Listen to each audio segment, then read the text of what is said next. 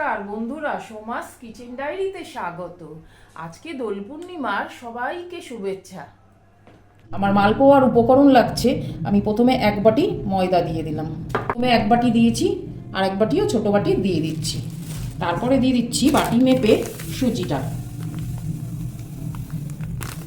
এই 1 বাটি সুজিও দিয়ে দিলাম। তারপরে দিচ্ছি বাটি মেপে চিনি, 1 বাটি চিনি দিয়ে দিচ্ছি। যার যেরকম মিষ্টি লাগবে সে সেরকম মিষ্টিটা দিতে পারেন। তারপরে দিচ্ছি মৌরি, এরপরে আমি মৌরিটা দিয়ে দিচ্ছি। তারপরে আমি জল দিয়ে আস্তে আস্তে গুলে নেব। চাইলে আপনি দুধও দিতে পারেন, আমি দুধ দিচ্ছি না, আমি জল দিচ্ছি। ভালো করে এটাকে প্রথমে আমি মেখে নিচ্ছি।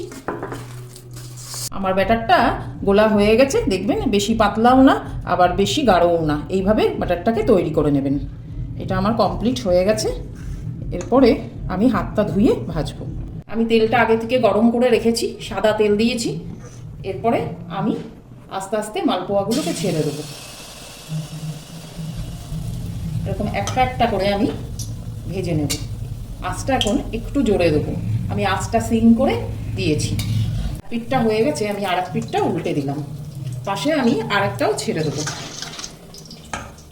এরকম করে প্রত্যেকটা আমি ভেজে নেব। এইভাবে মালপোয়াগুলো এক এক করে ভেজে নিয়েছি, আমি এক এক করে তুলে নিচ্ছি। এবার মালপোয়াগুলো তেলটা আমি খুন্তি দিয়ে এইভাবে চিপে তুলে নিচ্ছি। আজ হোলিতে আমার গোপালের ভোগ রেডি। মালপোয়া, লুচি, সুজি, আবির টাবির দিয়ে আমার গোপালকে ভোগ দেওয়া রেডি। যদি